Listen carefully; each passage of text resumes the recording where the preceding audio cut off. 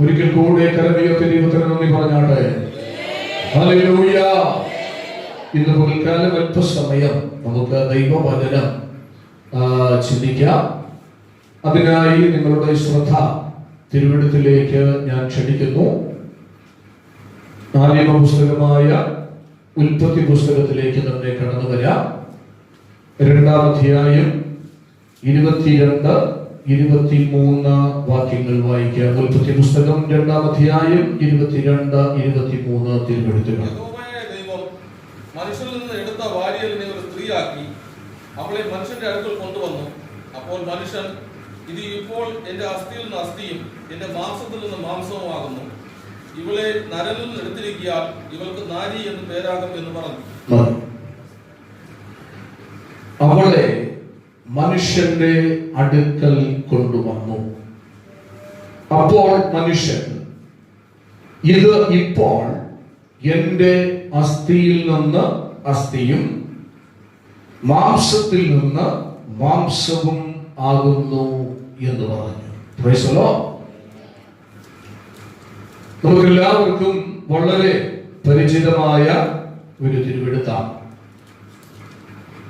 ഒരുപക്ഷെ ഈ വാക്യം വായിച്ചപ്പോൾ ചിലരെങ്കിലും ചിന്തിച്ച് കാണും, പാസ്റ്റർ ആരുടെ വിവാഹമാണ് നടത്താൻ പോകുന്നത്? കാരണം ഏറ്റവും കൂടുതൽ ഈ വേദഭാഗം നമ്മൾ കേൾക്കുന്നത് വിവാഹ ശുശ്രൂഷകളിലാണ്. എന്നാൽ ഇന്ന് പകലിൽ ദൈവം നൽകിയ ചില ചിന്തകളെ നിങ്ങളെ തിരുവെഴുത്തിലൂടെ ഓർപ്പിക്കുവാൻ കർത്താവിൽ താല്പര്യപ്പെടുകയാണ്. നാം വിശുദ്ധ തിരുവെഴുത്ത് പഠിക്കുമ്പോൾ ആദിയിൽ ദൈവം മനുഷ്യനെ സൃഷ്ടിച്ച വിധം നമുക്ക് മനസ്സിലാക്കുവാൻ കഴിയുന്നുണ്ട്.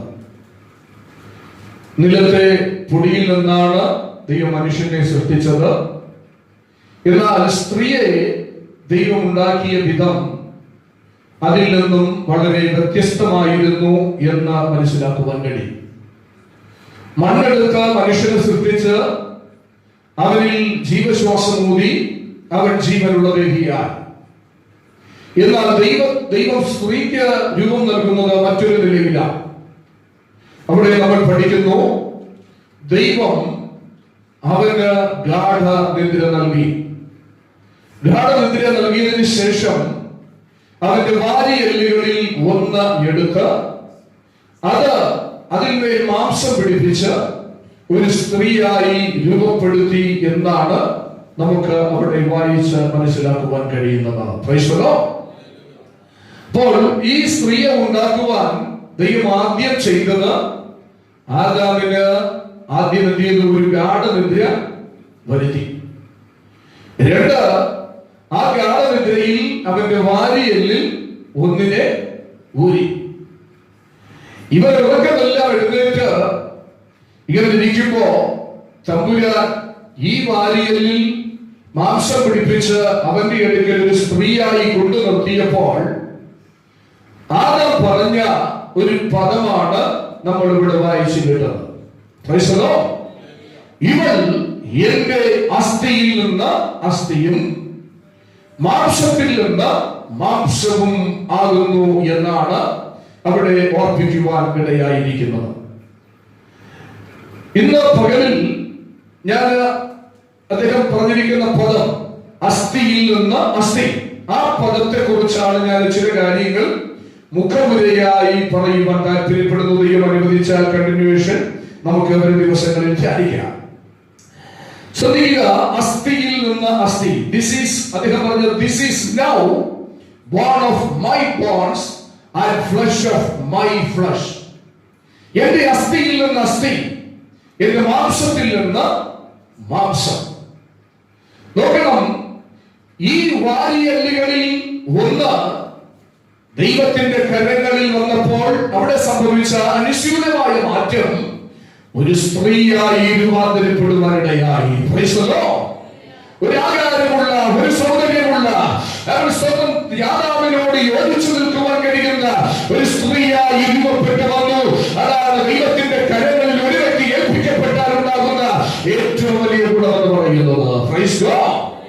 ഇന്ന് പകലിലും ആരൊക്കെ ദൈവത്തിന്റെ കരങ്ങളിൽ അവർ ഏതെല്ലാം രൂപത്തിലും ഭാവത്തിലും ഉണ്ടായിരുന്നാലും പ്രശ്നമല്ല, ദൈവകരങ്ങളിൽ ഏൽപ്പിക്കപ്പെടുവാൻ കഴിവുള്ളവരെ അവൻ രൂപമുള്ളവാക്കുവാനായിട്ട് ദൈവത്തിന് കഴിയും. കേവലം തമ്പുരാന്റെ കയ്യിൽ കിട്ടുന്നത് ഒരു അസ്ഥിയായിരിക്കാം, പക്ഷേ ആ അസ്ഥിയിൽ മാംസം പിടിപ്പിക്കുവാൻ, അതിനെ മനോഹര രൂപടിയാക്കി തീർക്കുവാൻ, അതിനെ ഉപയോഗമുള്ളതാക്കി മാറ്റുവാൻ ഇന്ന് പകൽക്കാലം കഴിയുന്ന ഒരു സർവശക്തന്റെ മുമ്പിലാണ് ഞാൻ നിങ്ങൾ വന്നെത്തിയിരിക്കുന്നത്.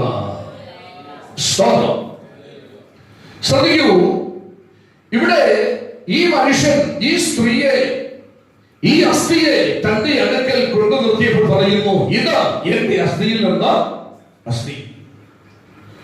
ഒരു മനുഷ്യജീവന്റെ ജീവിതത്തിന്റെ നിലനിൽപ്പിന് ഏറ്റവും അടിസ്ഥാന ഘടകമായ, അല്ലെങ്കിൽ നിർണായകമായി പങ്കുവഹിക്കുന്ന ഒരു അവയവമാണ് നമ്മുടെ അസ്ഥി എന്ന് പറയുന്നത്.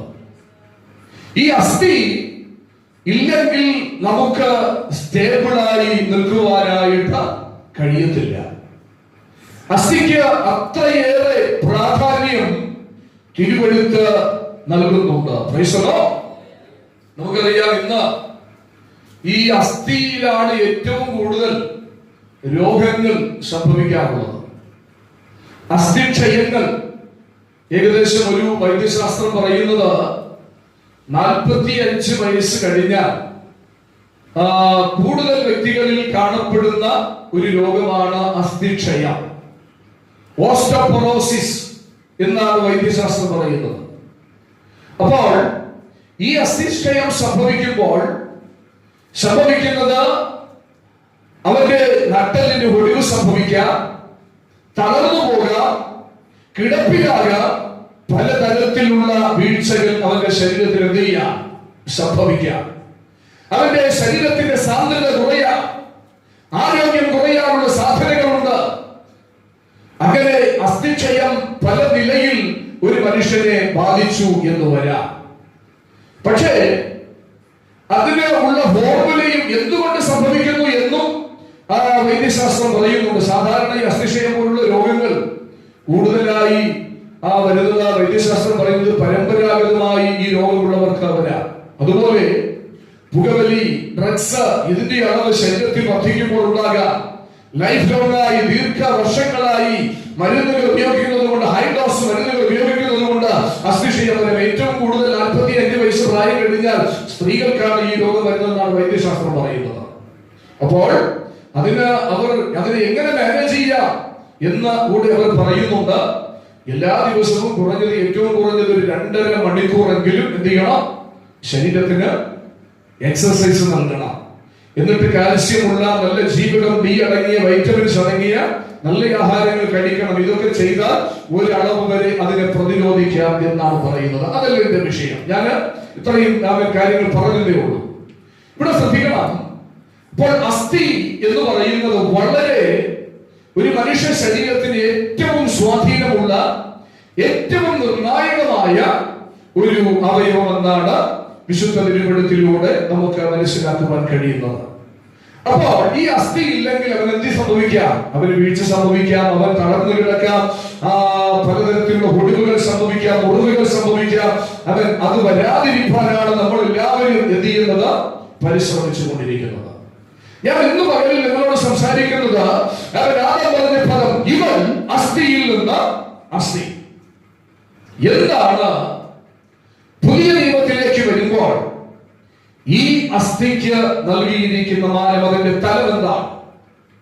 അതിന്റെ അർത്ഥം എന്താണ്? പുതിയ നിയമസഭയോടുള്ള ബന്ധത്തിൽ അസ്ഥിക്ക് നൽകിയിരിക്കുന്ന ആശയം എന്താണ്? എന്താണ് അസ്ഥി സിംബലൈസ് ചെയ്യുന്നത്? അസ്ഥിയിലൂടെ നമ്മൾ പഠിക്കേണ്ട കാര്യം എന്ത്? പുതിയ നിയമസഭയോടുള്ള ബന്ധത്തിൽ ആ കാര്യം വളരെ അടിവരയിട്ട് പരിശുദ്ധാത്മാവ് അവൻ തിരുവെഴുത്തിൽ നമ്മെ പഠിപ്പിക്കുന്നുണ്ട്. Price the Lord. ഒരു കാര്യം കൂടെ ഞാൻ പറയാം. ഈ മനുഷ്യനെ മണ്ണുകൊണ്ടാണ് എന്ത് ചെയ്തിരിക്കുന്നത്? ഉണ്ടാക്കിയത്. അതായത് ഈ അസ്ഥിയിൽ നിന്ന് ഒരു സ്ത്രീ എന്ത് ചെയ്തു? രൂപപ്പെട്ടു. അങ്ങനെയെങ്കിൽ അവൻ ഈ അസ്ഥിക്ക് ഉൽപ്പാദിപ്പിക്കുവാനുള്ള ഒരു ശക്തി കൂടെ ഉണ്ട് എന്ന് നിങ്ങൾ മനസ്സിലാക്കണം. Price the Lord. അപ്പോൾ ഞാൻ പറഞ്ഞു വന്നത്, മനുഷ്യനെ ദൈവം മണ്ണിനാൽ സൃഷ്ടിച്ചു, സ്ത്രീയെ ദൈവം എല്ലിനാൽ സൃഷ്ടിച്ചു. പുതിയ നിയമസഭയോടുള്ള ബന്ധത്തിൽ അസ്ഥി എന്ന് പറയുന്നത് ദൈവസഭയ്ക്ക് നൽകിയിരിക്കുന്ന കഠിനമായ ഉപദേശത്തെ കാണിക്കുകയാണ്. എത്ര പേർക്ക് മനസ്സിലായി? ഉപദേശത്തിന് നിഴലായി നിൽക്കുന്ന ഒരു വസ്തുതയാണ് പുതിയ നിയമസഭയിൽ വരുമ്പോൾ അസ്ഥി എന്ന് പറയുന്നത്. അപ്പോൾ വീണ്ടും ഒരിക്കൽ കൂടെ ഞാൻ പറയാം, ദൈവം മനുഷ്യരെ മണ്ണുകൊണ്ടുണ്ടാക്കിയതുപോലെ, സ്ത്രീയെ എല്ലിൽ നിന്ന് ഉണ്ടാക്കിയതുപോലെ, ദൈവസഭ അസ്ഥിയിൽ നിന്ന് എന്ന് പറഞ്ഞാൽ മണവാളനിൽ നിന്ന്, അവൻ ഉപദേശത്തിൽ നിന്ന് അവൻ പുറത്തു വന്നെങ്കിൽ മാത്രമേ യഥാർത്ഥ മണവാട്ടിയായി തീരുമാനമായി കഴിയുള്ളൂ. മനുഷ്യരായി സൂചിച്ചാട്ടെ. ഒരു മണവാട്ടി അല്ലെങ്കിൽ ദൈവസഭ എങ്ങനെയാണ് സൃഷ്ടിക്കപ്പെടേണ്ടത്? അത് അസ്ഥിയിൽ നിന്ന് സൃഷ്ടിക്കപ്പെടേണ്ട ഒന്നാണ്. അത് ഉപദേശത്തിൽ നിന്ന് സൃഷ്ടിക്കപ്പെടേണ്ടതാണ്. എങ്ങനെയെങ്കിലും ദൈവസഭ ആയിരിക്കുക എന്നത് ദൈവം ആഗ്രഹിക്കുന്ന കാര്യമല്ല. നമുക്കറിയാം, ഉപദേശമില്ലാതെ രൂപപ്പെടുന്നത് അതൊരു മാംസപിണ്ഡം പോലെയിരിക്കും. ഒരു അസ്ഥിയില്ലാത്ത ഒരു വ്യക്തിയെ നിങ്ങൾ സങ്കല്പിച്ചു നോക്കുക. അസ്ഥിയില്ല, കേവലം മാംസമായിരിക്കും. ഒരുപക്ഷെ കാണാൻ നല്ല അഴകുണ്ട്, സൗന്ദര്യമുണ്ട്, നല്ല ആകാര വടിവുണ്ട്, വളരെ പുഷ്ടിയുണ്ട്, എല്ലാമുണ്ട്. പക്ഷേ കേവലം മാംസം മാത്രമായിരുന്നാൽ ആ ശരീരത്തിന് ഒന്നും ചെയ്യാൻ കഴിയത്തില്ല, നടക്കാൻ കഴിയില്ല, അവന് ഇരിക്കാൻ കഴിയത്തില്ല, പ്രവർത്തിപ്പാൻ കഴിയത്തില്ല. ഒറ്റ വാക്കിൽ പറഞ്ഞാൽ ഒന്നും ചെയ്യാനായി പറ്റത്തില്ല. അതുപോലെ തന്നെയാണ് ദൈവസഭയ്ക്കകത്ത് ഉപദേശം ഇല്ല എങ്കിൽ ദൈവസഭയ്ക്ക് ബോൾഡായി നിൽക്കാനായി പറ്റത്തില്ല. ഇന്ന് കഠിനമായ ഉപദേശങ്ങൾ ദൈവസഭയിൽ നിന്ന് അന്യവൽക്കരിക്കപ്പെട്ടുകൊണ്ടിരിക്കുന്ന ഒരു കാലത്തിലാണ് നമ്മൾ വന്നെത്തിയിരിക്കുന്നത്. അപ്പോൾ ദൈവസഭ ഉപദേശത്തിൽ വളരേണ്ട ഒന്നാണ്. ഒരു ഭാഗത്ത് മാനസാന്തരം ഉണ്ടാകാം, സ്നാനമുണ്ടാകാം, അന്യഭാഷയുണ്ടാകാം, മറ്റു പലതും ഉണ്ടാകാം. അതെല്ലാം നമുക്ക് ചെയ്യുവാൻ കഴിയും. പക്ഷേ ഈ മാനസാന്തരത്തിൽ നിൽക്കണമെങ്കിൽ, ഈ കൃപയിൽ നിൽക്കണമെങ്കിൽ, ഈ ദൈവിക വിശുദ്ധിയിൽ നിൽക്കണമെങ്കിൽ അവന് ഉപദേശം അത്യന്താപേക്ഷിതമാണ്. ഉപദേശമില്ലെങ്കിൽ, ആരോഗ്യപരമായ ഉപദേശം മണവാട്ടി സഭയ്ക്ക് ലഭിച്ചില്ലെങ്കിൽ ആ സഭയ്ക്ക് നിലനിൽപ്പില്ല. ഇന്ന് നമ്മുടെ സഭകളിൽ ആൾക്കാർ വരുന്നത് വിടുതലിന് വേണ്ടി മാത്രമാണ്. നിത്യത വേണ്ട, ദൈവരാജ്യം വേണ്ട, കാരണം ദൈവസഭയുടെ ദൈവവേലയുടെ ഭാഗതയെ ഒന്നും നിർണ്ണയിക്കണ്ട, ചെയ്യണ്ട. കാരണം കർത്താവിന്റെ സഭയോട് അംഗങ്ങളെ ചേർക്കുവാൻ താല്പര്യമില്ല. അവർക്ക് വരണം, പ്രാർത്ഥിക്കണം, റെഡിമെയ്ഡ് വിടുതൽ വാങ്ങിക്കണം, അതിനുള്ള ഉപകാരമായി എന്തെങ്കിലും അവൻ സ്വന്തം പ്രാർത്ഥിക്കുന്ന വ്യക്തിക്ക് കൊടുക്കണം, പോയിക്കൊണ്ടേയിരിക്കണം. അതല്ല ദൈവസഭ. ദൈവസഭ ഉപദേശത്തിൽ വളരുന്നതായിരിക്കണം. ദൈവസഭ എന്ന് പറഞ്ഞാൽ തുമ്മിയാൽ തെറിക്കുന്നതാകുന്ന ഒരു വിശ്വാസി. അവിടെ ചെന്നു, അവൻ പ്രാർത്ഥിച്ചു, ആ വിടുതൽ പ്രാപിച്ചു, അതിൽ മതി എന്നതല്ല. വീണ്ടും പറഞ്ഞാൽ ഈ ഉപദേശമില്ലാത്തത് കൊണ്ടാണ് വിശ്വാസികൾ എന്ത് ചെയ്യുന്നത്? നിലനിൽക്കാത്തത്. വിശ്വാസികൾ നിലനിൽക്കാത്തത്. പാസ്റ്റർ ഒരു ദിവസം പ്രാർത്ഥനയ്ക്ക് വയ്യില്ല എങ്കിൽ ഉടൻ പറയും, പാസ്റ്റർ ഞങ്ങളുടെ വീട്ടില് വന്നില്ല. അവർ അടിസ്ഥാനപരമായ ഉപദേശത്തിൽ വളരണം. ഉപദേശം ദൈവം നമുക്ക് നൽകിയിരിക്കുന്ന ഏറ്റവും പ്രധാനപ്പെട്ട ഒരു കാര്യമാണ്. ഉപദേശമില്ലെങ്കിൽ നമുക്ക് വളരാൻ അല്പം പോലും പറ്റില്ല, നിൽക്കാൻ പറ്റില്ല. അതുകൊണ്ട് ദൈവസഭയ്ക്ക് ഉപദേശം ഏറ്റവും അധികം അത്യന്താപേക്ഷിതമാണ്. ദൈവം അബ്രഹാമിനെ വിളിച്ചു, വിളിച്ചു വേർതിരിച്ചിട്ട് പറഞ്ഞു, സ്തോത്രം, ഞാൻ നിനക്ക് ഒരു ദേശം കാണിപ്പാനിരിക്കുന്നത്, നീ എവിടെ പോകണം. പക്ഷേ വേറൊരു കാര്യം കൂടെ പറഞ്ഞു, നിന്നിൽ നിന്ന് ഞാൻ രാജാക്കന്മാരെ ഉത്ഭവിക്കും, പ്രവാചകന്മാരെ ഞാൻ ഉത്ഭവിപ്പിക്കും. പക്ഷേ ഒരു കാര്യം നീ ചെയ്യണം, അത് ഉണ്ടാകണമെങ്കിൽ ഞാൻ നിന്നെ കാണിപ്പാനിരിക്കുന്ന ദേശത്തേക്ക് നീ സകലത്തെയും വിട്ടിട്ട് നീ കടന്നു കൊണ്ടുപോകാനിടയാക്കിക്കണം. Praise the Lord. ആർക്ക് കഴിയും? എത്ര പേർ ചെയ്യാൻ തയ്യാറാകും?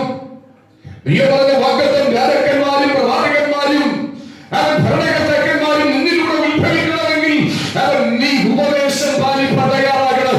എന്ന് പറഞ്ഞാൽ ചിലവിനെ നീ വിടാൻ തയ്യാറാകണം, ചിലവിനെ തെളിപ്പാൻ തയ്യാറാകണം. അതാണ് യേശു പറഞ്ഞത്, എന്നെ ഒരുവൻ അനുഗമിക്കുവാൻ ഇച്ഛിച്ചാൽ അവൻ തന്നെത്താൻ തിരിച്ച് നാം വേറെ ക്രൂശിന്റെ കർത്താവിനെ അനുഗമിക്കുന്നവരായി തീരണം. Price the Lord. നോക്കണം, അപ്പോൾ ഒരു മാംസബന്ധം കണക്കെ നമ്മളായിരിക്കാൻ എന്റെ ദൈവം എന്ത് ചെയ്യുന്നില്ല, ആഗ്രഹിക്കുന്നില്ല. കേവലം ഒരു മാനസാന്തരം, ഒരു സ്നാനം, രണ്ട് അന്യഭാഷ, ഇതിൽ ഒതുങ്ങി നിൽക്കുവാനല്ല ദൈവം നമ്മെ വിളിച്ചത്. അവൻ ഉപദേശത്തിൽ വളരുവാൻ, അവൻ കറ, ചുരുക്കം, മാറ്റം, മാലിന്യം, അവൻ ഇവയില്ലാത്ത നിലയിൽ ദൈവസഭ വളരേണ്ടതിനാണ് എന്റെ തമ്പുരാൻ ഇന്ന് പകലിൽ എന്നെ കുറിച്ച് ഇവിടെ ഇരിക്കുന്ന നിങ്ങൾ ഓരോരുത്തരെ കുറിച്ച് പരമാവധിയായ കർത്താവിന്റെ പകൽക്കാലമായി ലഭിച്ചുകൊണ്ടിരിക്കുന്നത്. അപ്പോൾ പുതിയ നിയമസഭ അസ്ഥിയിൽ നിന്ന് അസ്ഥിയാണ്. നമ്മൾ കർത്താവിന്റെ വിലാപ്പുറത്തേക്ക് നോക്കിക്കഴിഞ്ഞാൽ അവന്റെ വിലാപ്പുറത്ത് നിന്ന് അവൻ ചോരയും വെള്ളവും ഒലിച്ചു വന്നു എന്നാണ് വായിക്കുന്നത്. അവൻ അവിടെ സ്വന്തം ആ കർത്താവിന്റെ സ്നേഹം അവിടെ വെളിപ്പെടുത്തുകയാണ്. അവൻ ജീവന്റെ ആധാരമാണ് രക്തം. അങ്ങനെയെങ്കിൽ ഞാൻ പറയട്ടെ, ആ വിലാപ്പുറത്ത് നിന്ന് എടുക്കപ്പെട്ട ആ ചുടുചോരയിലൂടെയാണ് ദൈവസഭാരിമാരായിട്ടുള്ളത്. അതാണ് ഇവിടെ മനുഷ്യൻ പറഞ്ഞത്, അസ്ഥിയിൽ നിന്ന് അസ്ഥി. Price the Lord. ഇന്ന് പകൽക്കാലം അവൻ സ്വാഗതം ചെയ്യുന്നു. ആ കർത്താവുമായി, ആ അസ്ഥിയുമായിട്ട് അവൻ ചേർന്നിരിപ്പാൻ, അവൻ ചേർന്ന് നിൽക്കുവാനായിട്ടാണ് എന്റെ അപ്പനെ നിങ്ങളെ വിളിച്ചിരിക്കുന്നത്. Price the Lord. നമ്മള് പുതിയ നിയമത്തിൽ ഒരു വാക്യമുണ്ട്, എഫേസ്യ ലേഖനം 1-ാം അധ്യായം 5-ാം അധ്യായം 30-ാമത്തെ വാക്യം ഒന്ന് പഠിച്ചാട്ടെ. എഫേസ്യ ലേഖനം 5-ാം അധ്യായം 30-ാമത്തെ വാക്യം.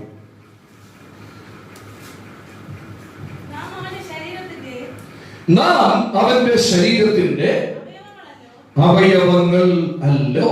Price the Lord.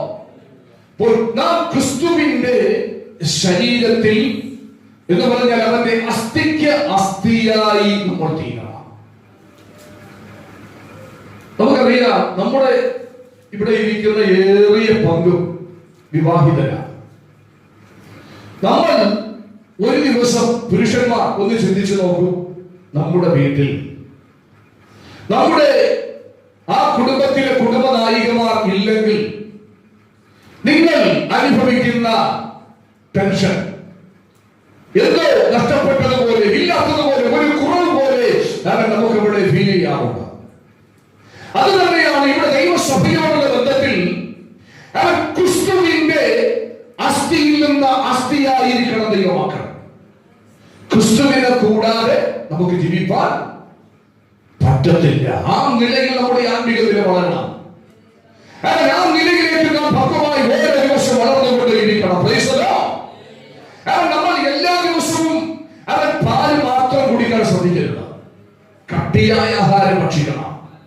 അവൻ കട്ടിയായ ആഹാരം ഭക്ഷിച്ചെങ്കിൽ മാത്രമേ അവൻ കുറച്ചുകൂടി ആരോഗ്യം ഉണ്ടാകത്തുള്ളൂ, കുറച്ചുകൂടെ ഉറപ്പുണ്ടാകത്തുള്ളൂ, അവൻ കുറച്ചുകൂടെ ബലമായി പ്രവർത്തിക്കാൻ കഴിയത്തുള്ളൂ. അതുകൊണ്ട് കട്ടിയായ ഉപദേശം ആത്മീക മനുഷ്യന്റെ അവൻ ഉദ്ധാരത്തിന്, ആത്മീക ജീവിതത്തിന്റെ വളർച്ചയ്ക്ക് ഏറ്റവും അധികം അത്യന്താപേക്ഷിതമായിരിക്കുകയാണ്. Price the Lord. ഇവിടെ ഈ അസ്ഥിക്ക് അസ്ഥിയുമായി, ക്രിസ്തുവാകുന്ന അസ്ഥിയുമായി ജയിച്ചു ചേർന്ന് ജീവിപ്പാൻ കഴിഞ്ഞാൽ യഥാർത്ഥ മണവാട്ടിയായി നമുക്ക് പുറത്തു വരുവാനായി കഴിയും. യഥാർത്ഥ മണവാട്ടി അല്ലാതെ കഴിയുന്നവരാണ് അവർ നിസ്സാര പ്രശ്നങ്ങൾ വരുമ്പോ, ഞാൻ നേരത്തെ പറഞ്ഞതുപോലെ തുമ്മിയാൽ തെറിക്കുന്ന കേസുകൾ. Price the Lord. അവർക്ക് നിൽക്കാൻ കഴിയത്തില്ല. കാരണം അവൻ വേരില്ലാത്തത് കൊണ്ട് ഒരു ചെറിയ ചൂട് തട്ടിയപ്പോ, അവർ ഒരു കാറ്റടിച്ചപ്പോ എന്തിയൊരു അത് വാടി അവൻ അത് ഇളകി മറിഞ്ഞുപോയി, അല്ലെങ്കിൽ അത് കരിഞ്ഞുപോയി, വേരില്ലായില്ല, അത് വേഗത്തിൽ നശിച്ചു പോകുവാനായിട്ടിടയായിരുന്നു. Price the Lord. ഇവിടെ പൗലോസ് പറയുന്ന പദം നാം അവന്റെ ശരീരത്തിന്റെ അവയവങ്ങൾ അല്ലോ. ആ വാക്യം മലയാളത്തിൽ അല്പം കുറച്ച് ഭാഗമാണ്, എല്ലാ അതിനകത്ത് പൂർത്തീകരിച്ചിട്ടില്ല. അത് ഇംഗ്ലീഷിൽ നമ്മൾ പഠിക്കുമ്പോൾ കുറച്ചുകൂടെ ഒന്ന് രണ്ട് വാക്കുകൾ കൂടി അതിനോട് ചേർത്ത് വെച്ചിട്ടുണ്ട്. തമിഴിൽ എങ്ങനെയാണ്? തമിഴ് ബൈബിൾ ഉണ്ടെങ്കിൽ എഫെസ്യർ ലേഖനം 5-ാം അധ്യായം 30-ാമത്തെ വാക്യം ഒന്ന് വായിച്ചേ. നാം അവരുടെ ശരീരത്തിൻ അവയവങ്ങളായും അവരുടെ മാംസത്തിൽക്കും അവരുടെ എലുമ്പുകൾക്കും ഉரியவர்களாயும் இருக்கிறோம். Praise the Lord. അവരുടെ മാംസത്തിൽക്കും അവരുടെ എലുമ്പുകൾക്കും ഉரியவர்களாയിരിக்கிறோം. രണ്ട് പദങ്ങൾ അവിടെ കൂടുതൽ വായിക്കുന്നുണ്ട്. മലയാളത്തിൽ നാം അവന്റെ ശരീരത്തിന്റെ അവയവങ്ങൾ അല്ലോ. ഇംഗ്ലീഷിൽ we are members of his body, of his flesh, of his blood എന്നാണ് അവിടെ ഇംഗ്ലീഷിൽ എഴുതിയിരിക്കുന്നത്. മലയാളത്തിൽ ആ വാക്യം പൂർണ്ണമല്ല. അപ്പോൾ നമ്മൾ മനസ്സിലാക്കണം, നാം ക്രിസ്തുവിന്റെ ശരീരത്തിന്റെ അവയവമാണ്, ക്രിസ്തുവിന്റെ ശരീരമാണ്, ക്രിസ്തുവിന്റെ ശരീരത്തിന്റെ ഒരു അസ്ഥിയാണ്. ആ നിലയിലാണ് തമ്പുരാൻ എന്നെയും നിങ്ങളെയും ഇതിനകത്ത് വച്ചിരിക്കുന്നത്. Praise the Lord. അസ്ഥിക്ക് അസ്ഥിയായി അവൻ ചേർന്നിരിക്കുവാൻ കഴിയണം. അസ്ഥിയോട് ചേർന്നിരിക്കുന്നതാണ് യഥാർത്ഥ മണവാട്ടി സഭ എന്ന് പറയുന്നത്. ആ മണവാളനില്ല എങ്കിൽ അവൻ മണവാളൻ നമ്മിൽ നിന്ന് അകന്നു പോകുന്ന നിമിഷത്തിൽ ആ മണവാളനെ കുറിച്ചുള്ള അവന്റെ സ്വന്തം ആകാംക്ഷ അവൻ മണവാട്ടിക്കകത്ത് ഉളവാകണം. അതാണ് സാക്ഷാത്തായ മണവാട്ടി, അതാണ് വയസ്സിൽ നിൽക്കുന്ന മണവാട്ടി. അവൻ മണവാളനെ വിട്ട് ഒരിക്കലും മാറി പോകുവാൻ തയ്യാറാകത്തില്ല. Price the Lord. അതുകൊണ്ടാണ് ശൂന്യകാലത്തിൽ അവൻ മണവാളൻ യാത്രയിൽ നഷ്ടപ്പെട്ടിട്ടും അവൻ പ്രതിസന്ധികൾ വകവയ്ക്കാതെ, ഇരുട്ട് വകവയ്ക്കാതെ, അവൻ സ്വാതന്ത്ര്യവും കുറ്റപ്പെടലുകളും അവൻ അവകാശങ്ങളും വകവയ്ക്കാതെ അവൻ നഷ്ടപ്പെട്ട മണവാളനെ അന്വേഷിച്ച് അവൻ രാത്രിയുടെ യാമത്തിൽ പട്ടണങ്ങളിലും ഗ്രാമങ്ങളിലും ചുറ്റി നടന്ന് അവൻ മണവാളനെ കണ്ടെത്തുവാനുള്ള പരിശ്രമം നടത്തിയത്. ഇന്ന് പകൽക്കാലം മണവാളൻ നമ്മിൽ നിന്ന് അകന്നു പോകരുത്. അത് നമുക്ക് നല്ലതായ കാര്യമല്ല. അവൻ സൂര്യകാലത്തിൽ പറയുന്ന ഒരു പദമുണ്ട്. അവൻ ഉത്തമഗീതം 2-ാം അധ്യായം 16-ാമത്തെ വാക്യം പഠിക്കുമ്പോൾ എന്റെ പ്രിയൻ എനിക്കുള്ളവൻ അവൻ ഞാൻ അവനുള്ളവൻ എന്നാണ് അവൻ പറയുവാനിടയാക്കിയത്. ഇന്ന് പകൽക്കാലം ഇതിനകത്തിരിക്കുന്ന എത്ര പേർക്ക് പറയുവാൻ കഴിയൂ? എന്റെ പ്രിയൻ അവൻ എനിക്കുള്ളവനാണ്, അവൻ എനിക്കുള്ളവനാണ്, അവൻ മറ്റാർക്കും വിട്ടുവരുന്നില്ല. എന്റെ യേശു, എന്റെ മണവാളൻ അവൻ എനിക്കുള്ളവനാണ്. Price the Lord. ഞാൻ അവനുള്ളവൾ, ഞാൻ അവനുള്ളവൾ. ഇന്ന് പകൽക്കാലം അസ്ഥിയിൽ നിന്ന് അസ്ഥിയായിരിക്കണം, എന്റെ കർത്താവായി ചേർന്നിരിക്കണം. ഒരു ഭാര്യ ഭർത്തൃബന്ധം പോലെ അവൻ മണവാളനായ ക്രിസ്തുവുമായി അവൻ മണവാട്ടിയായ സഭ അഭേദ്യമായ ഒരു ബന്ധം പുലർത്തുന്നവരായിരിക്കണം. Praise the Lord. 2-ാം അധ്യായം 13-ാമത്തെ വാക്യം പഠിക്കുമ്പോൾ അവൻ അദ്ദേഹം വീണ്ടും പറയുന്നു, അവൻ സ്തോത്രം, ഞാൻ എന്റെ പ്രിയനുള്ളവൻ, അവന്റെ ആഗ്രഹം എന്നോടാകുന്നു. അവൻ ഇന്ന് പകൽക്കാലം മണവാളനായ കർത്താവ് എന്നെയും നിന്നെയും ആഗ്രഹിക്കുകയാണ്. എന്നെയും നിങ്ങളുടെയും അടുക്കൽ വരികയാണ്. പലപ്പോഴും നമ്മുടെ അടുക്കൽ വരുമ്പോൾ നമ്മൾ മാറിപ്പോകുകയാണ്. ഹല്ലേലൂയ. നമുക്ക് മണവാളനെ വേണ്ട, നമുക്ക് ഉപദേശം വേണ്ട, നമുക്ക് വിടുതൽ മതി, നമുക്ക് സൗഖ്യം മതി, നമ്മുടെ ജീവിതത്തിൽ ചില അത്ഭുതങ്ങൾ മാത്രം കണ്ടാൽ മതി. ഇതൊക്കെയാണ് നമ്മൾ അവൻ സ്തോത്രം ചെയ്യുന്നു ആഗ്രഹിച്ചു കൊണ്ടിരിക്കുന്നത്. അവൻ ഒരു കാര്യം മനസ്സിലാക്കണം, സ്തോത്രം ചെയ്യുന്നു അവൻ അസ്ഥികൾ ഉപദേശത്തെ കാണിക്കുകയാണ്. സ്തോത്രം. അതുകൊണ്ട് സദൃശവാക്യങ്ങളുടെ പുസ്തകം നമ്മൾ പഠിക്കുമ്പോൾ അവിടെ ഒരു വാക്യമുണ്ട്, നീതിമാന്റെ അസ്ഥികൾ ഒടിച്ചു കളയുന്നില്ല എന്ന് ശലോമോൻ എഴുതി വെച്ചിട്ടുണ്ട്. നീതിമാന്റെ അസ്ഥികൾ ഒടിച്ചു കളയുന്നില്ല എന്ന് പറഞ്ഞാൽ ഈ അസ്ഥി ഒരിക്കലും എന്ത് ചെയ്യാൻ പാടില്ല? പൊട്ടാൻ പാടില്ല, ഒടിഞ്ഞു പോകാൻ പാടില്ല. ഞാൻ പറഞ്ഞല്ലോ, മുകളിൽ പറഞ്ഞില്ല, അസ്ഥി ഇല്ലെങ്കിൽ ഡിസ്കിന് ചെറിയൊരു ചലനം സംഭവിച്ചാൽ നമ്മൾ നിർജീവനാണ്, നമ്മൾ തളർന്നു പോകും. അത്രയേ ഉള്ളൂ. നമുക്കറിയാം, നമ്മുടെ നട്ടെല്ലെന്ന് പറയുന്നത് ബാക്ക് ബോൺ, അത് ഒരു മനുഷ്യന്റെ നിലനിൽപ്പിന് ഏറ്റവും പ്രധാനപ്പെട്ട ഒരു ഘടകമാണ്. നിങ്ങള് ഈ പാമ്പ് പിടുത്തക്കാരെ കണ്ടിരിക്കും, പാമ്പ് പിടുത്തക്കാരെ. ഈ ചില വ്യക്തികളൊക്കെ പാമ്പിനെ പിടിച്ച് അതിന്റെ വാലിൽ പിടിച്ച് ഇങ്ങനെ ഉയർത്തി പിടിച്ചിരിക്കുന്ന കാഴ്ച നിങ്ങൾ കണ്ടിരിക്കും, അല്ലെ? ഈ ഉയർത്തിപ്പിടിച്ചിരിക്കുന്ന പാമ്പ് അതിന് രണ്ടാമത് തറയിൽ വിട്ടാൽ ഈ പാമ്പ് പോകുമോ? അതിന് അവസരം കൊടുത്താൽ ഈ പാമ്പ് പോകുമോ? പോകത്തില്ല. എന്താ സംഭവിക്കുന്നത്? അതിന്റെ എല്ലുകളെല്ലാം പൊട്ടിക്കഴിഞ്ഞാൽ ഈ പാമ്പിന് മുമ്പോട്ട് പോകാനായി പറ്റത്തില്ല, അവിടെ തന്നെ കിടക്കും, അതിന് വേദനയായിരിക്കും. അത് തന്നെയാണ് യഥാർത്ഥത്തിൽ ദൈവസഭ എന്ന് പറയുന്നത്. ആ നട്ടലില്ലെങ്കിൽ, അസ്ഥി ഇല്ലെങ്കിൽ നമുക്ക് നിൽക്കാൻ പറ്റില്ല, മുമ്പോട്ട് പോകാൻ പറ്റത്തില്ല. അവൻ സ്വതന്ത്രം ഒന്നും ചെയ്യാൻ പറ്റത്തില്ല. അവൻ സ്വതന്ത്രം വളരെ മോശപ്പെട്ട ഒരു നിലയിലായിരിക്കും ആ മണവാട്ടിയുടെ, ആ വ്യക്തിയുടെ, ആ വിശ്വാസിയുടെ ജീവിതമില്ല. അതുകൊണ്ട് ഈ അസ്ഥികൾ എന്ത് ചെയ്യരുത്? പൊട്ടാൻ പാടില്ല. ഉപദേശത്തിൽ നിന്ന് ഒരിക്കലും എന്ത് ചെയ്യരുത്? മാറിപ്പോകാൻ പാടില്ല. ഉപദേശത്തിൽ നിലനിൽക്കണം. അന്ന് കർത്താവ് ശിഷ്യന്മാരോട് ചോദിച്ചു, അവൻ സ്വതന്ത്രം നിങ്ങൾക്കും പോകുവാൻ മനസ്സുണ്ടോ? ചിലര് പോയി. 10-70 പേര് പറഞ്ഞു, കർത്താവേ, ഇത് കഠിനോപദേശമാണ്, ഇതൊന്നും ഞങ്ങൾക്ക് പാലിക്കാൻ പറ്റത്തില്ല. സ്വതന്ത്രം ഇത് ഞങ്ങൾക്ക് അംഗീകരിക്കാൻ പറ്റാത്ത ഡോക്ടൻസ് ആണ്, അതുകൊണ്ട് ഞങ്ങൾ നിന്നെ വിട്ടു പോകുന്നു എന്ന് പറഞ്ഞ 10-70 പേര് പോയി. അപ്പോഴാണ് കർത്താവ് ബാക്കിയുള്ളവരോട് ചോദിച്ചത്, നിങ്ങൾക്കും പോകുവാൻ മനസ്സുണ്ടോ? പത്രോസ് പറഞ്ഞൊരു മറുപടി, കർത്താവേ, നിന്നെ വിട്ട് കടിയങ്ങൾ എവിടെയാണ് പോകുക? നിത്യജീവന്റെ മുടികൾ അങ്ങയുടെ പക്കലാണ്, അങ്ങയുടെ പക്കലാണ് ജീവനിരിക്കുന്നത്. അങ്ങയിൽ ചാരുന്നാൽ മാത്രമേ നിത്യത ഞങ്ങൾക്ക് ലഭിക്കത്തുള്ളൂ.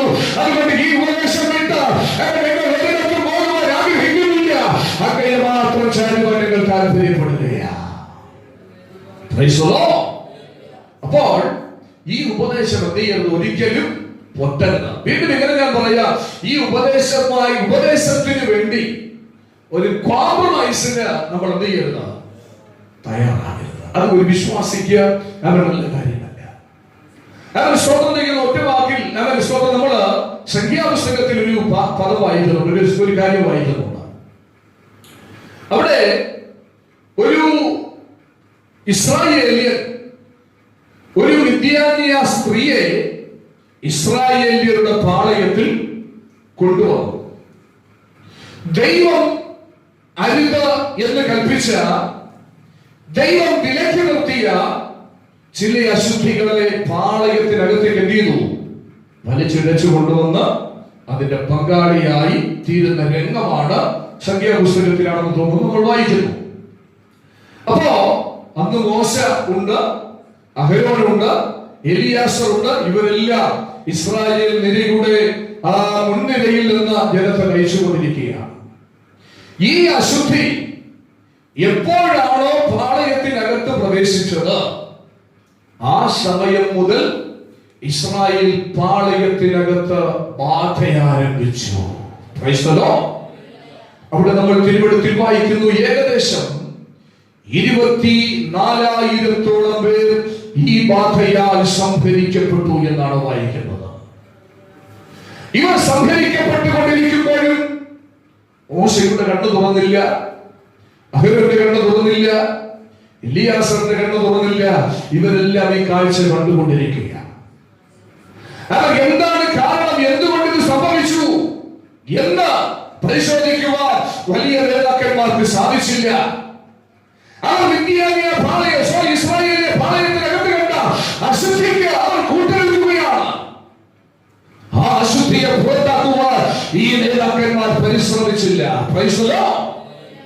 എന്നാൽ തിരുവെഴുത്തിൽ നമ്മൾ വായിക്കുന്നുണ്ട്, ഫീനെഹാസ് എന്ന് പറയുന്ന ഒരു ചെറുപ്പക്കാരൻ, അവരുടെ കയ്യിൽ ഒരു കുന്തം കിട്ടി. ആ കുന്തത്തെ എടുത്തുകൊണ്ട് നേരെ ഇസ്രായേലിയ പാളയത്തിനകത്തേക്ക് ചെന്നു. അവൻ അന്തഃപുരത്തിനകത്തേക്ക് കയറി.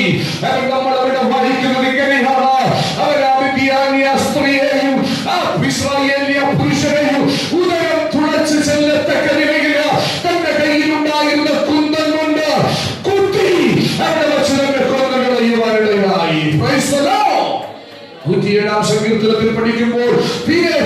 ചെയ്ത ആ പ്രവൃത്തി ദൈവം തമ്പുരാൻ നീതിയായി കണക്കിടുവാനിടയായിരുന്നു. സ്തോത്രം. നമ്മൾ വായിക്കുന്നത് എപ്പോഴാണോ ആ അശുദ്ധിയെ പാളയത്തിൽ നിന്നും നശിപ്പിച്ചു കളയുവാൻ ഫീനെഹാസ് രംഗത്ത് വന്നത്, ആ സമയത്ത് ബാധ നിർത്തലാക്കപ്പെടുവാനിടയായി. ഒരു വസ്തുത ദൈവസഭയോട് പറയാം. എന്നാണോ ദൈവസഭ ദൈവം പറയുന്ന പ്രമാണങ്ങൾ, ദൈവം തരുന്ന ഉപദേശങ്ങൾ, അതിന് പ്രാധാന്യം കൊടുത്ത് നിൽക്കുവാൻ തയ്യാറാകുന്നത്, അന്ന് കുടുംബത്തിനെതിരെയുള്ള ബാധകൾ നിർത്തലാക്കപ്പെടും.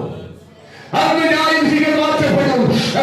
വെറും വിടുതൽ മാത്രമാണ് പ്രതീക്ഷയെങ്കിൽ അവൻ വിടുതൽ ഉണ്ടാകുമെന്ന് പ്രതീക്ഷിക്കരുത്. Price the Lord. താൽക്കാലികമായി ചിലതൊക്കെ സംഭവിക്കാം, പക്ഷെ അത് നിലനിൽക്കത്തില്ല. അവൻ ബാധ എപ്പോൾ നിർത്തലാക്കപ്പെട്ടു, എപ്പോഴാണ് അവരുടെ പാളയത്തിൽ നിന്നും ഉച്ചാരണം ചെയ്തത്, അതിനെ നശിപ്പിച്ചത്, ആ സമയത്ത് വിശ്വസ്തത ഉണ്ടായി എന്നാണ് നമ്മൾ വായിക്കുന്നത്. Price the Lord. അപ്പോൾ ഉപദേശത്തിൽ നിന്ന് ദൈവസഭ എന്ത് ചെയ്യരുത്? മാറുവാനായി ശ്രമിക്കരുത്. അവൻ അബ്രഹാം, അവൻ ഒറ്റയ്ക്ക്, അവൻ എന്ന് പറഞ്ഞാൽ തന്റെ ബന്ധുക്കളെയും ചാർച്ചക്കാരെയും പിതൃഭവനത്തെയും ദേശത്തെയും സ്നേഹിച്ച പലതിനെയും അവൻ ഇറങ്ങി തിരിച്ചിട്ട അവൻ ഈ ഉപദേശത്തിന് വേണ്ടി ഇറങ്ങി തിരിച്ചത്. അവൻ സ്വാതന്ത്ര്യം, അതുകൊണ്ട് ഒറ്റപ്പെടലുകൾ നേരിടേണ്ടി വന്നു, വെല്ലുവിളികൾ പലതും സ്വീകരിക്കേണ്ടി വന്നു. അവൻ പ്രിയമുള്ളവരെ, ഒരുപക്ഷെ ഇന്ന് പകൽക്കാലം ഞാൻ പറയാം, അവൻ സ്വന്തം ഈ കർത്താവിന്റെ പിന്നാലെ ഇറങ്ങി തിരിച്ചതുകൊണ്ട്, ഈ ഉപദേശത്തിന് വേണ്ടി ഇറങ്ങി തിരിച്ചതുകൊണ്ട് അവൻ നിങ്ങളിൽ പലരും പല നിന്ദകളും കേട്ടിരിക്കുക, പല പഴികളും നിങ്ങൾ കേട്ടിരിക്കുക. അവൻ പെന്തക്കോസ്തിൽ പോയെന്ന്, അവൻ കാല് ഊരി കളഞ്ഞെന്ന് എന്നൊക്കെ പറഞ്ഞ് നിങ്ങളെ അധിക്ഷേപിച്ചിരിക്കുക. അവൻ സ്വന്തം എന്തുകൊണ്ട് പെന്തക്കോസ്തിൽ പോയെന്ന് അവൻ നാട്ടുകാരും ബന്ധുക്കളും നമ്മൾ ചോദിച്ചിരിക്കുക. അതുകൊണ്ട് പെന്തക്കോസ്തുകാരായതുകൊണ്ട് ഇന്നും നമ്മെ സമൂഹത്തിൽ ഒറ്റപ്പെടുത്തിയാണ് സമൂഹം നമ്മെ വെച്ചിരിക്കുന്നത്. Price the Lord. ഉപദേശത്തിന് വേണ്ടി നിൽക്കുവാൻ കഴിയുമെങ്കിൽ ഇന്ന് പകൽക്കാലം ഒരു കാര്യം പറയാ, നിത്യതയിൽ നമുക്ക് സന്തോഷിപ്പാനായി കഴിയും. ഇവിടെ ഒറ്റപ്പെടലുകൾ ഉണ്ടാകാം, ഇവിടെ നിന്ദകൾ, അപമാനങ്ങൾ, തുപ്പലുകൾ ഉണ്ടാകാം. എന്നാൽ എന്റെ കർത്താവ് നിങ്ങളെ കൈവിടില്ല. നിങ്ങൾ സാധാരണ ഒരു വ്യക്തിയുടെ മുതലിലേക്ക് നിന്ന് തിരിച്ചതാ. നിങ്ങൾക്ക് വേണ്ടി ചങ്കിയാൽ ചോര അവസാനത്തുള്ളി രക്തവരെ ഒഴുകിത്തന്ന എന്റെ അപ്പന്റെ പിന്നാലെയാണ് ഇവിടെ തിരിച്ചിരിക്കുന്നത്. Price the Lord. അനേക ദൈവമക്കൾ അതിൽ ഉപദേശത്തിന് വേണ്ടി ഇറങ്ങി തിരിച്ചതുകൊണ്ട് ഒറ്റപ്പെടലുകൾ അനുഭവിച്ചവരുണ്ട്. എനിക്കൊരു ദൈവദാസനെ അറിയാം. അദ്ദേഹം ഉപദേശത്തിന് വേണ്ടി നിലകൊണ്ട ഒരു ദൈവ മനുഷ്യനായിരുന്നു. ഇന്ന് അദ്ദേഹം ഒരു തിരയില്ല. സ്വന്തം മകൻ ദൈവ കൽപ്പനയ്ക്ക് വിരുദ്ധമായി എന്ന് പറഞ്ഞാൽ ഒറ്റവാക്കിൽ ഇങ്ങനെ പറയാൻ, ഒരു നാമധേയമായ ആലയത്തിൽ ചെന്ന് ഒരു പെൺകുട്ടിയെ വിവാഹം കഴിച്ചു, ആഭരണങ്ങളെല്ലാം ഇട്ട്. ഈ അപ്പൻ ആ വിവാഹത്തിൽ പങ്കെടുത്തില്ല. അദ്ദേഹം സുവിശേഷകനാണ്. അദ്ദേഹം പഠിച്ച പ്രമാണമനുസരിച്ച് ആ വിവാഹത്തിൽ പങ്കെടുക്കുവാൻ അദ്ദേഹം തയ്യാറായില്ല. അതുകൊണ്ട് നാട്ടുകാർ പരിവരുത്ത ഭാഷയിൽ അദ്ദേഹത്തെ നിന്ദിച്ചു. ഇതാണോ ഒരു അപ്പൻ എന്ന് ചോദിച്ചു. മക്കളുടെ നല്ല കാര്യം വരുമ്പോൾ കൂടെ നിന്ന് സഹായിക്കേണ്ട വ്യക്തിയല്ലേ അപ്പൻ എന്ന് പറഞ്ഞ് ആക്രോശിച്ചു. പക്ഷേ ഉപദേശത്തിന് വേണ്ടി നിൽക്കുവാൻ തയ്യാറായതുകൊണ്ട് അദ്ദേഹം ആ രംഗം മാറ്റിവെച്ചു. ആ സന്തോഷം മതി എന്ന് അദ്ദേഹം കരുതി, വേണ്ട എന്ന് വെച്ചു. അവൻ സ്വാതന്ത്ര്യം, ഞാൻ പറയട്ടെ, ആ അപ്പൻ മരണപ്പെട്ടു എന്ന് നിത്യതയിൽ പ്രവേശിക്കുന്നു. എന്നാൽ അപ്പൻ മരണപ്പെട്ടതോടുകൂടെ എന്റെ തമ്പുരാൻ മകനെ സന്ദർശിക്കുവാനിടയായി. അവൻ ഇന്ന് ഞാൻ പറഞ്ഞു വന്നതിന്റെ സാരം ഇതാണ്. അവൻ സ്വന്തം അപ്പൻ കാണിച്ചു വെച്ചു പോയ മാതൃകയുണ്ടല്ലോ, അവൻ ഇന്ന് മകൻ അനുഗമിച്ചുകൊണ്ടിരിക്കുകയാണ്. ഇന്നൊരു സത്യവിശ്വാസിയായി മാറ്റപ്പെട്ടിരിക്കുകയാണ്. ഉപദേശത്തിന് വേണ്ടി ഇറങ്ങി തിരിച്ച നിന്ദകൾ ഉണ്ടാകും, അപമാനങ്ങൾ ഉണ്ടാകും, ഒറ്റപ്പെടലുകൾ ഉണ്ടാകും. പക്ഷേ എന്റെ തമ്പുരാൻ നിങ്ങളെ ബാധിക്കുന്ന ഒരു ദിവസമുണ്ട്. തമ്പുരാൻ ഒരിക്കലും നമ്മെ കൈവിടത്തില്ല.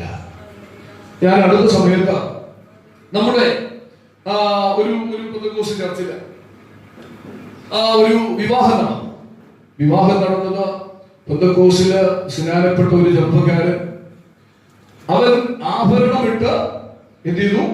വിവാഹം കഴിച്ചു. അപ്പോ ആ വിവാഹം കഴിഞ്ഞു. പുള്ളികളെല്ലാം കഴിഞ്ഞ് വീട്ടിൽ വന്നു. ഇപ്പൊ നമ്മുടെ ചില സഹോദരങ്ങൾ, നമ്മുടെ പ്രസ്ഥാനത്തിൽപ്പെട്ട ചില സഹോദരങ്ങൾ എന്നോട് വന്ന് പറഞ്ഞു, പാസ്റ്ററെ, നമ്മുടെ ചർച്ചില് ഇതുപോലുള്ള കുറെ ചെറുപ്പക്കാരന്മാരുണ്ട്, കുറെ ചെറുപ്പക്കാരികളുമുണ്ട്, ഇവർക്ക് ആഭരണത്തോട് ഭ്രമമാണ്. പക്ഷേ ഇവരെ നമുക്ക് പെന്തക്കോസ്തിൽ പിടിച്ചു നിർത്തണം. പക്ഷെ ഒരു കാര്യം, ഞങ്ങൾക്ക് ഒരു ഡിമാൻഡ് ഉണ്ട്. ആ ഡിമാൻഡ്, ഇവർക്ക് നിങ്ങൾ എന്ത് ചെയ്യണം? ആഭരണം ഇട്ട് സ്നാനം കൊടുക്കണം, ആഭരണം ഇട്ട് ഇവർക്ക് കർത്തൃദേശം കൊടുക്കണം, ആഭരണം ഇട്ട് ഇവരുടെ വിവാഹം നടത്തി കൊടുക്കണം. അതിനുള്ള നിയമനിർമ്മാണം നിങ്ങളുടെ സംഘടനയിൽ നടത്തണം. ഞാൻ ചോദിച്ചു, ഞാൻ പറഞ്ഞു പറഞ്ഞതിന്റെ സാരം, ഇന്ന് നമ്മുടെ സ്റ്റാൻഡ് ഉപദേശ വിഷയത്തിൽ എന്താണ്? നമ്മൾ കൈക്കൊണ്ടിരിക്കുന്ന നിലപാട് എന്താണ്? മുൻകാലങ്ങളിൽ ആഭരണം ഉപയോഗിച്ചു വരുന്നവരെ ഞാനിവിടെ ഉൾപ്പെടുത്തുന്നേയില്ല. ഉപയോഗിച്ചോട്ടെ, അത് വേണ്ട എന്ന് വച്ചിട്ട് അത് ഇന്നും അലങ്കാരമാക്കി മാറ്റിയിരിക്കുന്ന വ്യക്തികൾ ഒരു നിമിഷം ചിന്തിക്കുക. നമ്മൾ വേണ്ട, ഹരിത എന്ന് വെച്ച അനേക പ്രമാണങ്ങൾ, അനേക കാര്യങ്ങൾ ഇന്ന് നമ്മൾ ചെയ്തുകൊണ്ടിരിക്കുകയാണ്. ദൈവം അത് വെറുക്കുന്നു. അത് മ്ലേച്ഛമാണ്, അത് പാപമാണ്, അത് അശുദ്ധിയാണ്. ഉപദേശത്തിന് വേണ്ടി ഇറങ്ങി തിരിച്ചവൻ ഉപദേശത്തിൽ തന്നെ നിലനിൽക്കണം. Price the Lord. ദൈവമാണ് ആഗ്രഹിക്കുന്നത്. അന്ന് യാക്കോബ് ഇതെല്ലാം കൂടെ എടുത്ത് എന്ത് ചെയ്തു? ഒരു കരിവേലകത്തിന്റെ ചുവട്ടില് കുടിച്ചിട്ടിട്ടാണ് ഇങ്ങോട്ട് പോകുന്നത്. അതിനുശേഷം എപ്പോഴാണ് ഇവർ ഇതെടുത്തതെന്നറിയാമോ? ഇവര് മിസ്രയീമിൽ നിന്ന് എല്ലാവരും കൂടെ പുറപ്പെടുന്ന ഒരു രംഗമുണ്ടായി. പുറപ്പാട് പുസ്തകം 12-ാം അധ്യായം അതിന്റെ 35-ാമത്തെ വാക്യം നമ്മൾ പഠിക്കുമ്പോൾ, മിസ്രയീമ്യരുടെ പക്കൽ വെള്ളിയും പൊന്നും ഉണ്ടായിരുന്നു എന്ന് അവിടെ എഴുതിയിരിക്കുന്നു. അപ്പോ അന്ന് കളഞ്ഞ സാധനം, കുടിച്ചിട്ട സാധനം, ഇവർ അവിടെ നിന്ന് പോകാൻ സമയമായപ്പോ ഇവരുടെ കയ്യിൽ നിന്ന് ഈ സ്ത്രീകളെല്ലാം എന്ത് ചെയ്തു? കൊള്ളയടിക്കുവാനിടയായി. ഉപായ രൂപത്തിൽ ഇതിനെല്ലാം വാങ്ങിച്ചു. ഇതും വാങ്ങിക്കൊണ്ടാണ് ഈ പുള്ളികള് അവിടെ നിന്ന് വാഗ്ദത്ത നാട്ടിലേക്ക് പോകുവാനായി വരുന്നത്. Price the Lord. അവൻ ഒരിക്കൽ വേണ്ടെന്ന് വെച്ചത് അവനിപ്പോ മിസ്രയീമിന്റെ കയ്യിൽ നിന്ന് അടിച്ചു മാറ്റി നമ്മൾ എന്ത് ചെയ്തുകൊണ്ടിരിക്കുക? ഇന്ന് നമ്മള് ചുമന്നുകൊണ്ട് നടക്കുകയാണ്. Praise the Lord. മിസ്രയീമിന്റെ പക്കലുള്ളതാണ് എന്തോന്ന്? വെള്ളിയും പൊന്നും. പത്രോസ് പറഞ്ഞൊരു പദമുണ്ട്, ഞങ്ങൾക്ക് വെള്ളിയും പൊന്നും ഇല്ല, ഞങ്ങൾക്ക് ഒന്നുണ്ട്, നസ്രായനായ യേശുവിന്റെ നാമം. അവർ ഈ നാമത്തിൽ ചില അത്ഭുതങ്ങൾ നടക്കും, ഈ നാമത്തിൽ ചില രോഗികൾ സൗഖ്യമാകും, ഈ നാമത്തിന് ശക്തിയുണ്ട്, പക്ഷേ ഇതിന് ശക്തിയില്ല. Praise the Lord. നിങ്ങൾ പ്രതീക്ഷിക്കുന്നത് ഞങ്ങൾക്ക് ചെയ്യാൻ പറ്റത്തില്ല, അത് ഞങ്ങളുടെ പക്കലില്ല, അത് ഞങ്ങൾ ഒരിക്കൽ ഉപേക്ഷിച്ചതാ, ഇനി എടുക്കാൻ തയ്യാറല്ല എന്ന് നമ്മൾ പറയാൻ തയ്യാറാകണം. Price the Lord. എന്തു പറയട്ടെ, അവൻ എന്ത് വന്നാലും ഈ ഭൂമിയുടെ പുറത്തുകൂടെ ഉള്ളൂ. അവർ ഉപദേശത്തിന് വേണ്ടി ഇറങ്ങി തിരിച്ച ദൈവത്തെ യഥാർത്ഥ മണവാട്ടിയായി തീരണമെങ്കിൽ, അവൻ മണവാളനുമായി താതാമ്യപ്പെടണമെങ്കിൽ, അവൻ ചിലതിനെ വെറുക്കുവാൻ, ചിലതിനെ വർദ്ധിക്കുവാൻ ഇന്ന് പകൽക്കാലം ദൈവസഭ തയ്യാറാകണം. Price the Lord. ഇതിന് പറയും ഞങ്ങൾ ഉപയോഗിക്കുന്നില്ല, ഞങ്ങള് ഉപയോഗിക്കുന്നില്ല, പക്ഷെ ലോക്കറിലുണ്ട്, വീട്ടിലുണ്ട്. അതാണ് ഡബിൾ ആക്ട് എന്ന് പറയുന്നത്. ഇരുന്നല്ല, അത് തന്നെ ഡബിൾ ആക്ട്. ഒന്നുകിൽ ശീലവാൻ, അല്ലെങ്കിൽ ഉഷ്ണവാൻ. രാഹാബിനെ പോലെ മതിലിരിക്കരുത്. മതിലിരിക്കുന്ന രാഹാബിന്റെ ഒറ്റ ചിന്ത, അവിടെ രക്ഷപ്പെടാൻ അവസരമുണ്ടെങ്കിൽ അതിനകത്ത്, ഇപ്പുറത്താണ് സാധ്യതയെങ്കിൽ ഇപ്പുറത്ത്. അതാണ് ഇരട്ടത്താപ്പ്, അതാണ് ഡബിൾ ആക്ട് എന്ന് പറയുന്നത്. അത് ഒരു ദൈവവൈദ്യന് യോജിച്ചതല്ല. Praise the Lord. ഉപദേശത്തിന് വേണ്ടി ഇറങ്ങി തിരിച്ചവർ ഉപദേശത്തിൽ നിലനിൽക്കുവാൻ ഈ ദിവസങ്ങൾ ദൈവസന്നിധിയിൽ പ്രാർത്ഥിക്കുക. ഉപദേശത്തിന് വേണ്ടി പോരാടുക, ഉപദേശത്തിൽ നിൽക്കുവാൻ തയ്യാറാകുക. എന്റെ തമ്പുരാനെ മാനിക്കുക തന്നെ ചെയ്യും. Price the Lord. നോക്കണം, യേശുവിന്റെ, ഞാൻ പറഞ്ഞ സമയം ദീർഘിച്ചു, യേശുവിന്റെ അവൻ അസ്ഥികൾ ഒന്നും എന്ത് ചെയ്തില്ല, ഒടിഞ്ഞു പോയില്ല. നമ്മൾ യോഹന്നാൻ സുവിശേഷം ആ വാക്യം കൂടെ ഒന്ന് വായിച്ച് അവസാനിപ്പിക്കുക. യോഹന്നാൻ സുവിശേഷം 19-ാം അധ്യായം 36-ാമത്തെ വാക്യം വേഗത്തിൽ നിന്ന് വായിച്ചേ. യോഹന്നാൻ സുവിശേഷം 19:36.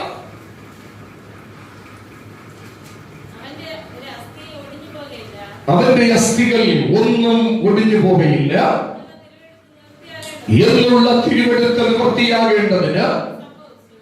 നോക്കണം, ഇവിടെ യേശുവിന്റെ വിലാപ്പുറത്ത് പടയാളികൾ കുത്തുന്നുണ്ട്. അവരിവിടെ യേശുവിനെ ക്രൂശിച്ചിരിക്കുകയാണ് ഈ ദുഷ്പ്രവർത്തിക്കാരുടെ മധ്യത്തിൽ. അവർ യഹൂദന്മാരുടെ ഇടയിൽ ഒരു നിശ്ചിത സമയം കഴിഞ്ഞാൽ ക്രൂശിക്കപ്പെട്ട വ്യക്തി അവൻ ആരാണോ മരിച്ചില്ല എന്നുണ്ടെങ്കിൽ മരണപ്പെടുവാൻ വേണ്ടി വേഗത്തിൽ വന്ന കാല് ഒടിച്ചു കളയുന്ന ഒരു രീതി, ഒരു പാരമ്പര്യം അന്ന് യഹൂദന്മാരുടെ ഇടയിൽ നിലനിന്നിരുന്നു. അതനുസരിച്ച് യേശുവിനെ ക്രൂശിച്ചു. ചില മണിക്കൂറുകളൊക്കെ കഴിഞ്ഞു. അവർ യേശു ജീവിച്ചിരിപ്പുണ്ടോ, അവർ എന്ത് സംഭവിച്ചു എന്ന് കാണാൻ പടയാളികൾ വന്നു നോക്കുന്നു. ആ സമയത്ത് യേശു മരിച്ചിരിക്കുകയാണ്. രണ്ട് ദുഷ്പ്രവർത്തിക്കാർ രണ്ടു വശത്ത് കിടപ്പുണ്ട്. അവർ മരണപ്പെട്ടിട്ടില്ല. നമ്മൾ അതിന്റെ മുകളിലുള്ള വാക്യം പഠിച്ചു കഴിഞ്ഞാൽ 32-ാമത്തെ വാക്യം പഠിച്ചാൽ പടയാളികളുടെ അവർ ഈ രണ്ട് ദുഷ്പ്രവർത്തിക്കാരുടെ കാലുകളെയും പടയാളികൾ വന്ന് ഒടിച്ചു കളഞ്ഞു എന്നാണ് എഴുതിയിരിക്കുന്നത്. Price the Lord. അപ്പോൾ യേശുവിന്റെ കാല് എതിരില്ല, അവൻ ഒടിച്ചു കളഞ്ഞില്ല. യേശുവിന്റെ അസ്ഥിക്ക് കേട് സംഭവിച്ചില്ല. പക്ഷെ യേശുവിന്റെ അടുത്തുണ്ടായിരുന്ന അവർ ദുഷ്പ്രവർത്തിക്കാരുടെ അസ്ഥികൾ ഒടിഞ്ഞു പോയി. ഒരു കാര്യം ഞാൻ പറയാം, അവർ സ്വാതന്ത്ര്യം പെന്തക്കോസ്തിൽ പോകുന്ന അവരൊരു ദൈവ പൈതലിന്റെ അസ്ഥി അവർ ഒടിഞ്ഞു പോകാൻ പാടില്ല. വേറെ പല സഭകളിൽ പോയി ഒരുമിച്ച് ഒടിഞ്ഞു പോകുക. എന്നാൽ പെന്തക്കോസ്തിൽ വരുന്നത് അവർ ഉപദേശത്തിൽ ഒടിഞ്ഞു പോകാതെ നിൽക്കുവാൻ തയ്യാറാകണം. Price the Lord. യേശുവിന്റെ അസ്ഥികൾ ഒടിഞ്ഞിട്ടില്ല, ഒടിഞ്ഞു പോയില്ല. അവർ പ്രിയമുള്ളവരെ, അവരുടെ ഉപദേശത്തിൽ നിലനിൽക്കേണ്ടതിന്, അവർ ദൈവവചനത്തിൽ നിലനിൽക്കേണ്ടതിന് അവർ ഇന്ന് പകൽക്കാലം നമ്മൾ തയ്യാറാകുക. ഉപദേശത്തിൽ അഡ്ജസ്റ്റ്മെന്റിന് തയ്യാറാകാതിരിക്കുക. അവർ സ്വതന്ത്രം കട്ടിയായ ആഹാരം, അവർ കട്ടിയായ ഉപദേശം ഭക്ഷിച്ച് വചനത്തിൽ വളരുക, ആത്മീക ഗ്രഹമായി വളരുക. ദൈവത്തിന്റെ പരിശുദ്ധാത്മാവ് നമ്മെ സഹായിക്കട്ടെ. ഇന്ന് പകൽക്കാല സമയം വളരെ മുമ്പോട്ട് പോയി. അവർ സ്വതന്ത്രം ദൈവം അനുവദിച്ചാൽ അവർ നമുക്ക് ഈ ഭാഗം തുടർന്ന് ചിന്തിക്കാം. മുഖവരയിലാണ് നമ്മൾ നിൽക്കുന്നത്. അവർ ദൈവം അനുവദിച്ചാൽ നമുക്ക് തുടർന്ന് ധ്യാനിക്കാം. പ്രിയമുള്ളവരെ, ഇന്ന് പകൽക്കാലം നമ്മൾ ചിന്തിക്കുക, ഞാൻ യഥാർത്ഥ മണവാട്ടിയായിട്ടാണോ നിൽക്കുന്നത്? Price the Lord. മണവാളനുമായി എനിക്കുള്ള ബന്ധം എന്താണ്? എന്റെ ജീവിതത്തിൽ എങ്ങനെയാണ്? ഞാൻ ഉപദേശപരമായി ഏത് നിലയിൽ നിൽക്കുന്നു? പഠനത്തിന് ഞാൻ പ്രാധാന്യം കൊടുക്കുന്നുണ്ടോ? അതോ കേവലം വിടുതൽ മാത്രമാണോ അവൻ ആഗ്രഹമായിരിക്കുന്നത്? ഇന്ന് പകൽക്കാലം പ്രിയമുള്ളവരെ, അവൻ സ്വന്തം വചനത്തിൽ നിൽക്കുവാൻ പരിശ്രമിക്കുക. അവൻ നിത്യത വേണമെങ്കിൽ, ദൈവരാജ്യത്തിൽ എത്തിച്ചേരണമെങ്കിൽ, ദൈവരാജ്യത്തിന്റെ അവകാശങ്ങൾ പ്രാപിക്കണമെങ്കിൽ വചനത്തിന് വേണ്ടി നിൽക്കുക. അവൻ യാതൊരു കോംപ്രമൈസിന് തയ്യാറാവാതിരിക്കുക. ദൈവകൃപയ്ക്ക് വേണ്ടി നിൽക്കുക. എങ്കിൽ കറയില്ലാത്ത, ചുമക്കമില്ലാത്ത, വാക്കമില്ലാത്ത, യാതൊരു മാലിന്യമില്ലാത്ത ഒരു മണവാട്ടി പുറത്തു വരിക തന്നെ ചെയ്യും. അവർക്ക് ആദരവോടുകൂടെ നിത്യതയിൽ വാഴുവാനിടയാക്കിയിരുന്നു. ആ നല്ല നാളിനാൾ എന്റെ തമ്പുരാൻ എന്നെയും നിങ്ങളെയും ഒരുക്കട്ടെ. എല്ലാ കണ്ണുകളും അടയട്ടെ, മുഴക്കാലുകൾ അടയട്ടെ. അവർ സ്വർഗത്തിലേക്ക് നമുക്ക് നോക്കാം. ഇന്ന് പകൽക്കാല പരിശുദ്ധനായ ദൈവം വളരെ അനുഗ്രഹിക്കപ്പെട്ട അവർ നല്ല ചിന്തകളെ തിരുവഴുത്തിലൂടെ നമുക്ക് നൽകിയിട്ടുണ്ടല്ലോ. ഹല്ലേലൂയ. അസ്ഥിയിൽ നിന്ന് അസ്ഥി. ഇന്ന് പകൽക്കാലം ദൈവസഭ മണവാളനായ യേശുക്രിസ്തുവിൽ നിന്നും രൂപപ്പെടുന്ന ഒന്നാണ്. അവൻ സ്വർണ്ണം ചെയ്യുന്നു. ഞാൻ ഓർപ്പിച്ചല്ലോ, അവൻ ഉദരം തുളച്ചു കയറിയപ്പോൾ ഉദരത്തിനകത്ത് ഉള്ള അവൻ രക്തം, വെള്ളം എല്ലാം ധാരധാരയായി ഒഴുകുകയാണ്. അവൻ ആ ഉപദേശത്തിനകത്ത് ജീവനുണ്ട്. ഉപദേശത്തിനകത്ത് അവൻ സ്നേഹമുണ്ട്. അവൻ രക്തം ജീവന്റെ നിലനിൽപ്പാണെങ്കിൽ വെള്ളം സ്നേഹത്തെ വെളിപ്പെടുത്തുകയാണ്. അവനെങ്കിൽ ഉപദേശത്തിനകത്ത് ജീവനുണ്ട്, ഉപദേശത്തിനകത്ത് സ്നേഹമുണ്ട്. അവൻ ജീവനില്ലെങ്കിൽ, ഉപദേശത്തിൽ ജീവനില്ലെങ്കിൽ ഒന്നും ചെയ്യുവാനായി കഴിയത്തില്ല. അവൻ ഉപദേശത്തിൽ സ്നേഹമില്ലെങ്കിൽ അവൻ അതുകൊണ്ട് യാതൊരു പ്രയോജനമില്ല. ഇന്ന് പകൽക്കാല ഉപദേശത്തിൽ വളരുക, ദൈവത്തിന്റെ പരിശുദ്ധാത്മാവ് നമ്മെ സഹായിക്കട്ടെ. അവനവന്റെ അസ്ഥിയായി തീരാ. ഇന്ന് പകൽക്കാലം പരിശുദ്ധാത്മാവ് ദൈവസഭയെ അതിനായി ഉപയോഗിക്കട്ടെ. ഹല്ലേലൂയ. യേശുവിന് അധികാരമുള്ള നാമത്തില്ല. Price the Lord.